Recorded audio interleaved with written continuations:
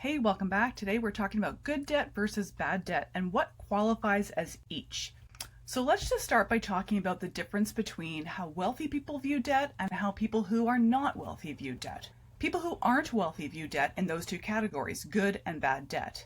Wealthy people see all debt as good, they just call them different things. So generally speaking, bad debt would be consumer debt. That would be, the loan for your car with a high interest rate, or your credit card debt, which have the highest interest rates of most interest rates anywhere. And generally speaking, something we would call good debt would be something that's an asset. So people assume that like a mortgage, for example, is good debt because you're paying yourself money every month, you're paying money into your own equity. I, however, don't believe that a mortgage is good debt unless it meets certain criteria, but I'll get into that in a different video.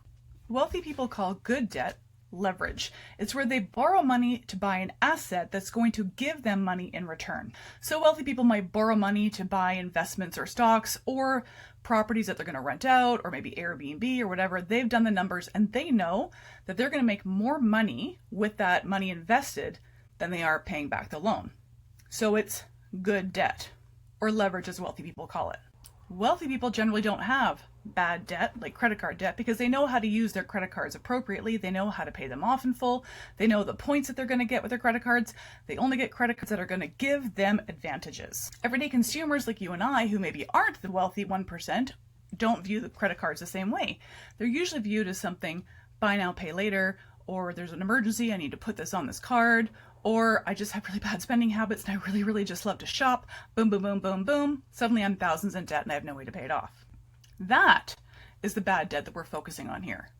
The consumer debt that controls us, the consumer debt where our spending isn't necessarily aligned with our values, but it's spending that's maybe gotten a little bit out of control, or sometimes it's just money that's accrued from various emergencies that were completely unavoidable. Sometimes life just happens. I mean, it does. Shit happens, life happens, things happen.